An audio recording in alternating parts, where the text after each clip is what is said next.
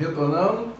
Já o próximo capítulo, na página 216, nós falamos da formação dos Estados Nacionais.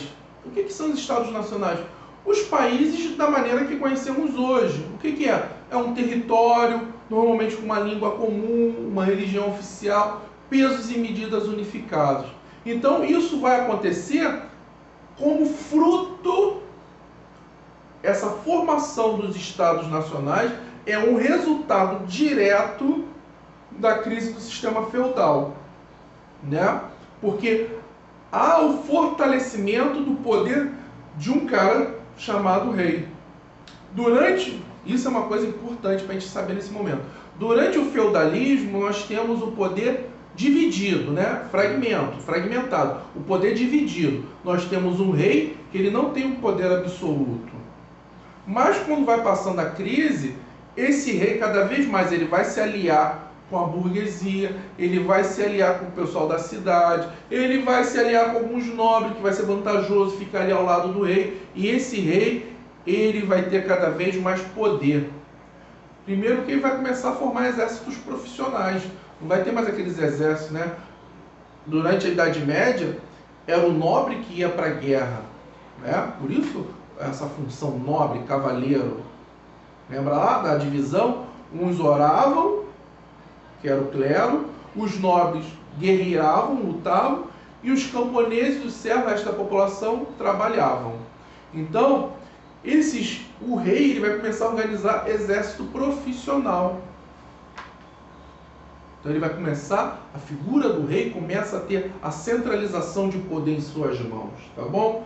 Então há essa aliança, né, entre os monarcas e os burgueses, né? Está aqui dizendo nessa página 216. E na página 217, que é importante da gente lembrar, o primeiro Estado nacional a se unificar foi Portugal. Então, dentre todas as nações europeias, Portugal foi o primeiro a ter um território totalmente unificado sob a regência de um monarca, um rei. Tá bom?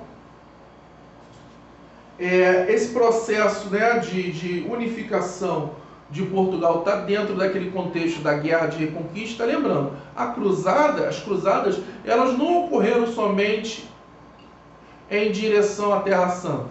Não, dentro da Europa, territórios foram conquistados pelos muçulmanos, principalmente ali a Península Ibérica, onde hoje existe Espanha e Portugal. Tá? E é dentro dessa luta, dessa cruzada interna, para expulsar os muçulmanos do território europeu, é que vai se formar o território português e um pouquinho mais tarde o território espanhol. Tá? Dentro desse contexto, dessa luta contra os muçulmanos. Tá? A Espanha ela vai surgir desse mesmo contexto, né, da união de dois reinos. Né? O reino de Aragão, com o seu rei Fernando, e o reino de Castela, com a rainha Isabel. Então vai haver um casamento entre Fernando e Isabel, e desse casamento, esses dois reinos, o reino de Aragão e o reino de Castela, vão formar a Espanha e vão absorver outros reinos também menores. Inclusive, eu passei para vocês um trabalho sobre a Catalunha, que é um desses reinos menores que foram incorporados à Espanha, mas que até hoje nós vemos reflexos da não aceitação dessa incorporação, dessa união com a Espanha. Inclusive, boa parte de vocês não enviaram o trabalho sobre a Catalunha. Trabalho esse que já havia sido pedido antes de interromper as aulas. Tá? Então a Espanha ela surge dessa união de dois reinos, né? Reino de Castela e o reino de Aragão, né? Simbolizado pelos seus dois monarcas, Fernando e Isabel, se casam. Então os casamentos eram políticos.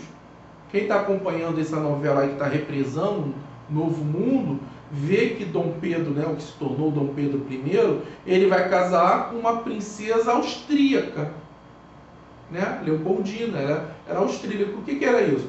Então era o reino português simbolizando a sua união. Então esses casamentos eram para simbolizar a união entre os reinos. alguns tornaram-se até países, como é o caso da Espanha. Seguindo aqui, a página 218 vai falar também da formação, né, da unificação da Inglaterra. Eles vão começar a se enxergar enquanto ingleses a partir da Guerra dos 100 Anos. Por quê? Uma guerra me faz assim, nós somos divididos, mas se eu tenho um inimigo em comum, a gente começa a ver que a gente é do mesmo grupo. Então essa Guerra dos 100 Anos, que era contra os franceses, vai servir para essa centralização do poder. Tá? Nós vimos lá a questão da Guerra das Duas Rosas, né? Entre a família Lancaster e a família York. E dessa disputa entre essas famílias vai sair um cara chamado Henrique VII, que era de uma outra família Tudor, mas que foi apoiado, e ele vai assumir o trono. Henrique VII, ele é pai, logicamente, pai do Henrique VIII, não logicamente, poderia ser neto, o título não tem muito a ver com isso, mas o filho dele é o cara chamado Henrique VIII, que é o cara que unifica, apesar da Magna Carta permitir já, né, liberdade, principalmente para o parlamento, e reduz um pouco, bastante, o poder dos reis lá na Inglaterra, na Grã-Bretanha, mas Henrique VIII ele consegue um acordo, ele e posteriormente a sua filha Elizabeth I, não essa agora aí não, primeira, ele consegue esse poder absoluto em suas mãos, né? O caso francês, a França vem posterior, né? Então a França também ela vai se formar enquanto Estado também nesse contexto da Guerra dos 100 Anos contra os ingleses. E aí nós temos lá uma figura, né, muito marcante, que é a Joana d'Arc, que ela é padroeira, né, uma santa da Igreja Católica, ela é padroeira dos franceses, e ela vai morrer na fogueira, porque ela vai ser acusada de traição, e é um símbolo dessa unificação da França enquanto Estado Nacional. Daí, dessas unificações, vai surgir uma coisa chamada absolutismo, né? Vamos lembrar lá. Então, aqui na página 219, absolutismo no antigo regime. Então, o que era isso, o absolutismo?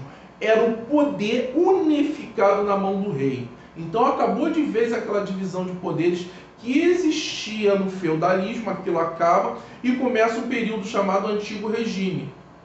O maior símbolo desse absolutismo vai ser um cara chamado Luís XIV. Luís XIV foi um rei francês em que ele tem o apelido Rei Sol, e tem uma frase atribuída a ele, que ele diz que o Estado sou eu.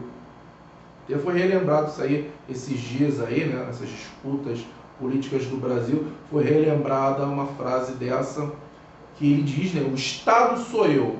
Então, eu mando, eu posso, eu não dependo de ninguém para governar. Tá? Isso era o absolutismo. Então, Luís XIV ele é o principal símbolo desse absolutismo. Tá bom? Características do antigo regime. Nós vamos ter, vamos ver aqui na página, vamos adiantar um pouquinho aqui, vai ter aqui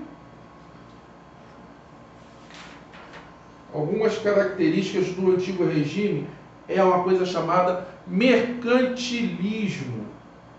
O mercantilismo era a forma econômica daquela época. Hoje nós vivemos num sistema capitalista. Naquela época, eles viviam num sistema chamado mercantilista, tá? Ou mercantilismo. Tá?